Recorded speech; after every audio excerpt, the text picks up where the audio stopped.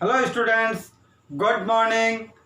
आज हम इस क्लास में बीएससी फाइनल ईयर के जो एग्जाम 2020 में केमिस्ट्री थर्ड का जो पेपर है, फिजिकल केमिस्ट्री यानी भौतिक रसायन, उसके अपन सेक्शन बी की पहले पिछली क्लास में भी चर्चा की थी। यदि किसी स्टूडेंट ने वो क्लास नहीं देखी है तो डिस्क्रिप्शन में जाके लिंक पर क्लिक करके वो देख सकता है, जिसमें यूनिट फर्स्ट एंड सेकंड के महत्वपूर्ण प्रश्न अपन ने पॉइंटेड किए हैं। अब यहाँ पे अपन यूनिट थर्ड, फोर्थ और फिफ्थ की बात करेंगे। यहाँ मैं सब यूनिट के लिए 8-8, 9-9 मोस्ट प्रश्न लेके आया हूँ, जिनमें से आपको डेफिनेटली मिलेगा। और यहाँ सेक्शन बी की बात कर रहे हैं, और सेक्शन ए और सी के लिए आज दोपहर में और शाम को वीडियो जारी करूँगा। वो क्लासें इंपॉर्टेंट होगी, तो सभी से आग्रह है कि उन क्लासों को भी मिस नहीं करें। और ये क्लास तो आपके पास जो भी परीक्षा की सामग्री है, 1 वीक है, नोट्स है या गाइड है, उनमें से इन प्रश्नों को अवश्य देखें। देखो, अपन यूनिट थर्ड की बात करते हैं। यूनिट फर्स्ट और सेकंड के लिए आप डिस्क्रिप्शन में जाके क्लास देख सकते हैं, यदि किसी स्टूडेंट ने नहीं देखी है। तो हम बात करते हैं यूनिट थर्ड की। यूनिट थर्ड, इसके लिए देखो, पहला प्रश्न है अवरक्त स्पेक्ट्रोस्कोपी के मुख्य अनुप्रयोग लिखिए या समझाइए, जो भी है। सेकंड है घूर्णन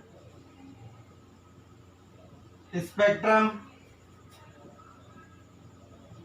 के द्वारा बंद लंबाई ज्ञात करो। जो बॉन्ड लेंथ होती है वो अपने को घूर्णन स्पेक्ट्रम के द्वारा ज्ञात करनी होती है। इसी के बाद है रमन स्पेक्ट्रम, या इसको हम कह सकते हैं रमन प्रभाव। क्या है, इसके बारे में अपने को जानकारी देनी है, परिभाषा देनी है। यह है IR इंफ्रारेड स्पेक्ट्रम से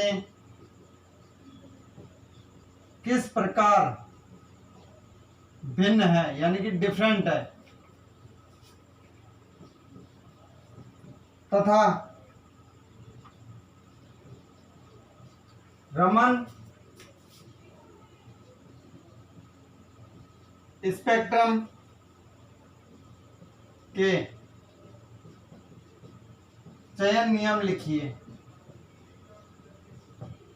इसी के साथ अगले क्वेश्चन की बात करते हैं। सरल दोलन गति का पालन करने वाले एक द्विपरमाणविक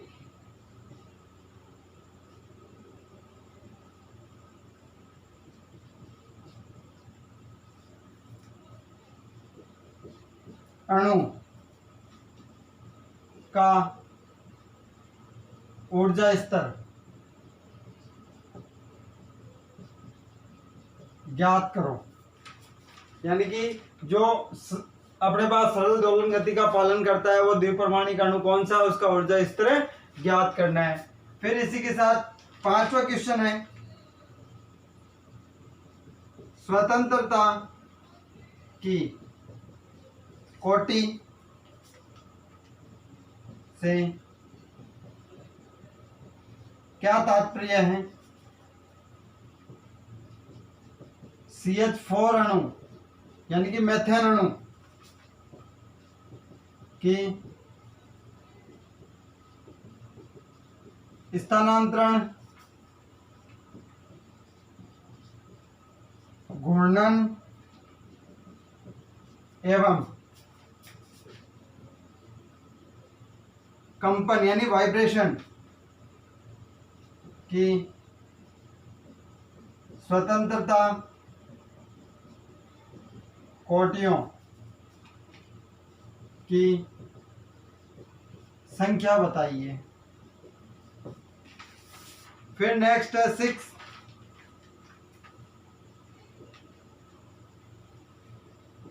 मैक्सवेल बोल्ट्जमान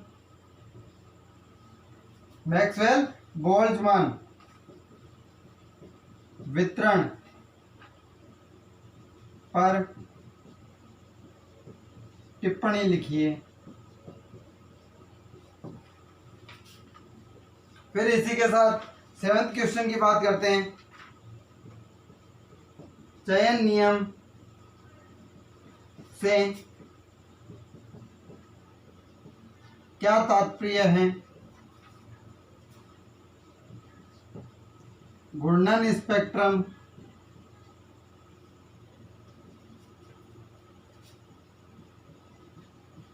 के चयन नियम को समझाइए। इसी के साथ अगले क्वेश्चन की बात करते हैं। मूल बैंड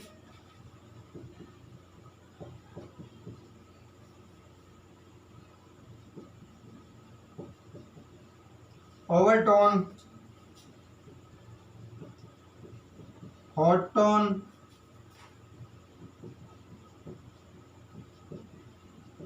को समझाइए। इसी के साथ अगले क्वेश्चन की बात करते हैं।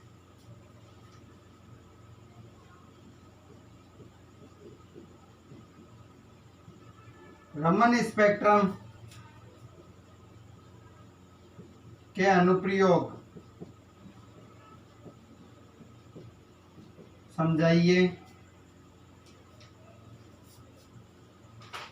नेक्स्ट क्वेश्चन है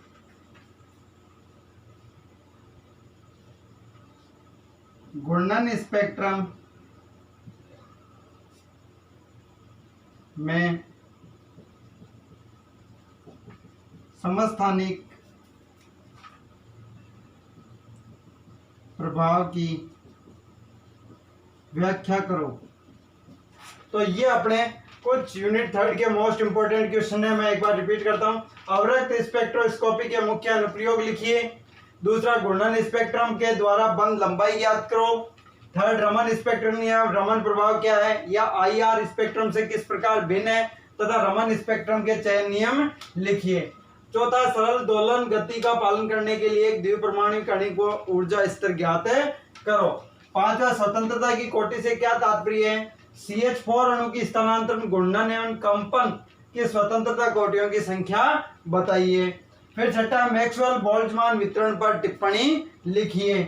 सातवां, चयन नियम से क्या तात्पर्य है? घूर्णन स्पेक्ट्रम के चयन नियम को समझाइए। फिर आठवां, मूल बैंड, ओवरटोन और हॉट टोन को समझाइए। नवा, रमन स्पेक्ट्रम के अनुप्रयोग यानी एप्लीकेशन समझाइए। और 10वां है, घूर्णन स्पेक्ट्रम को समस्थानिक प्रभाव की व्याख्या करो। तो ये स्टूडेंट्स यूनिट 3 के कुछ मोस्ट इंपोर्टेंट टॉपिक थे जिनसे मैंने कुछ प्रश्न उठाए हैं। यह आपको परीक्षा की दृष्टि से इंपॉर्टेंट होंगे। आप अवश्य इनको एक बार देखकर या रीडिंग करके जरूर जाइए। अब अपन यूनिट 4 की बात करते हैं।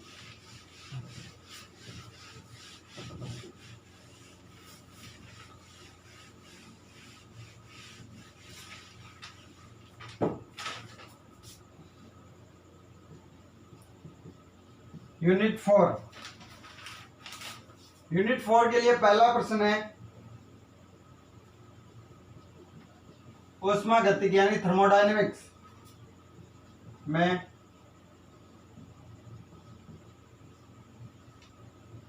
का कार्नोट प्रमेय लिखिए। दूसरा क्वेश्चन है एंट्रोपी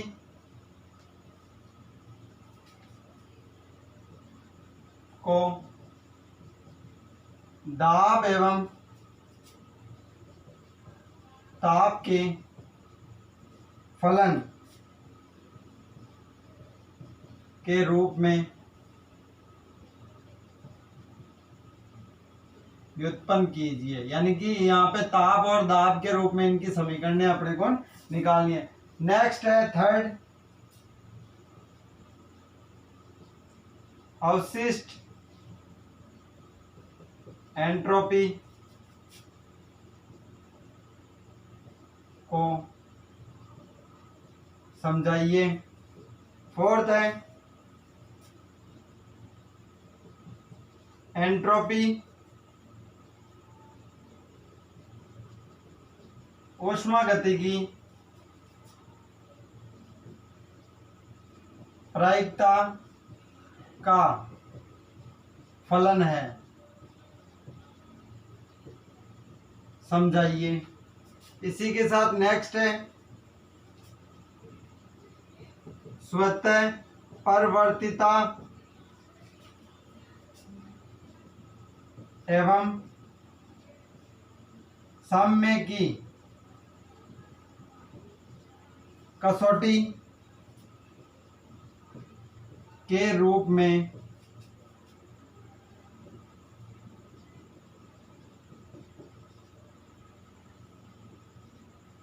एंट्रोपी पर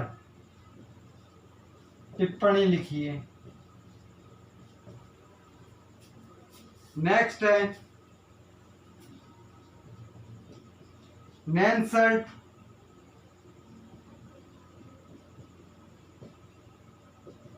ऊष्मा सिद्धांत समझाइए। अगला है आदर्श गैसों से मिश्रण की एंट्रोपी की गणना करो। नेक्स्ट है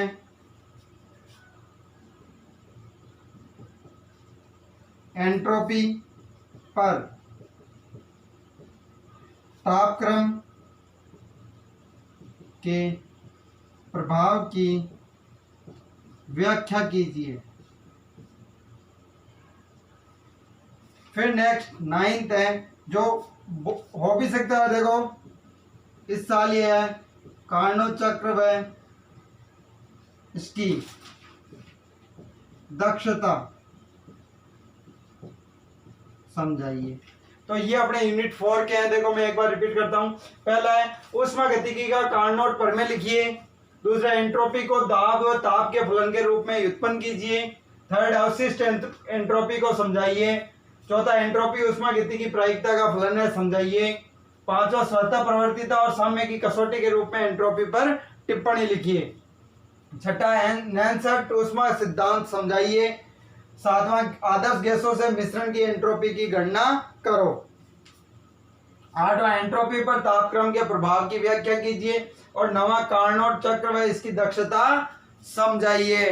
तो फ्रेंड्स, ये अपने सेक्शन बी के यूनिट 4 के कुछ मोस्ट इंपोर्टेंट टॉपिक हैं जिनसे मैंने प्रश्न उठाए हैं। और ज्यादा मोस्ट इंपोर्टेंट टॉपिक है एंट्रोपी। तो एंट्रोपी पे आप अच्छा सा पढ़ के जाइए। नेक्स्ट है यूनिट 5।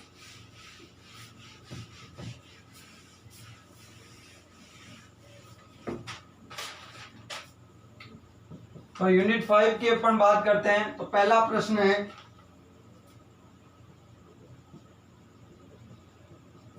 परिभाषित कीजिए। तो किसे करना है परिभाषित? देखो ए आदर्श व अनादर्श विलयन, बी मोलल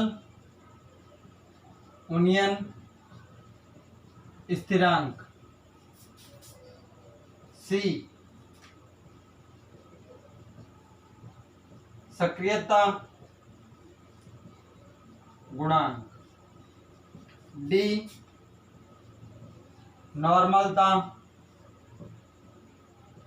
ई मोलरता, एफ मोललता जी,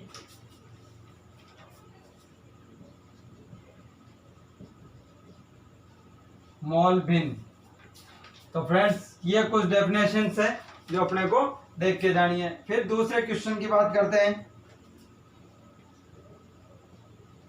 सक्रियता व सक्रियता गुणांक में संबंध लिखिए। फिर नेक्स्ट है थर्ड, निम्न क्वथन व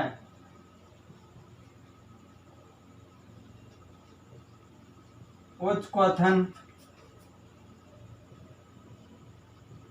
एज़ोट्रोप से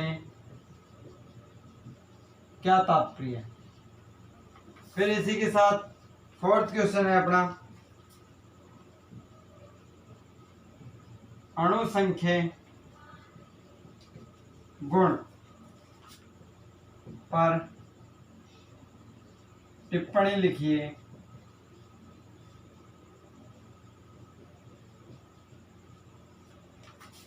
फिर नेक्स्ट पांचवा क्वेश्चन है अपना,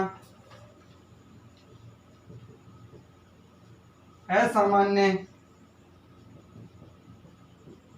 मोलर द्रव्यमान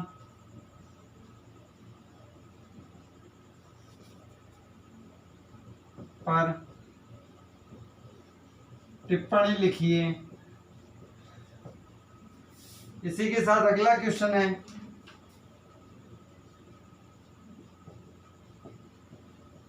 किसी विलयन का हिमांक स्थिरांक क्या है, समझाइए। फिर अगला है, हिमांक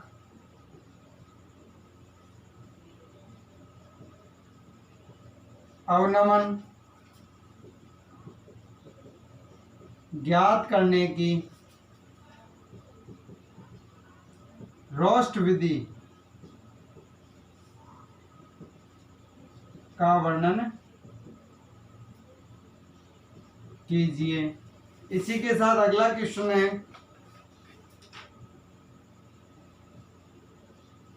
वाष्प दाब अवनमन ज्ञात करने की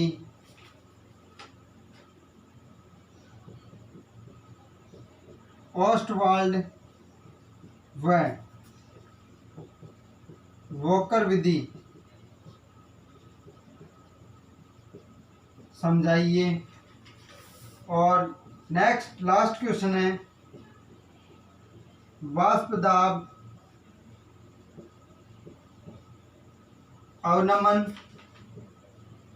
व हिमांक अवनमन में संबंध लिखिए। तो फ्रेंड्स ये अपने यूनिट 5 के सेक्शन बी के कुछ मोस्ट इंपोर्टेंट टॉपिक है जिनसे मैंने प्रश्न बनाए। एक बार रिपीट करता हूं, परिभाषित कीजिए ए आदर्श व अनादर्श विलयन, मोललोनियन स्थिरांक, सक्रियता गुणांक, नॉर्मलता, मोलरता, मोललता और मोल भिन्न। फिर दूसरा, सक्रियता व सक्रियता गुणांक में संबंध लिखिए। तीसरा, निम्न क्वथन व उच्च क्वथन जो ट्रोप से क्या तात्पर्य है। चौथा, अणुसंख्या गुण पर टिप्पणी लिखिए। पांचवा, असामान्य मोलर द्रव्यमान पर टिप्पणी लिखिए।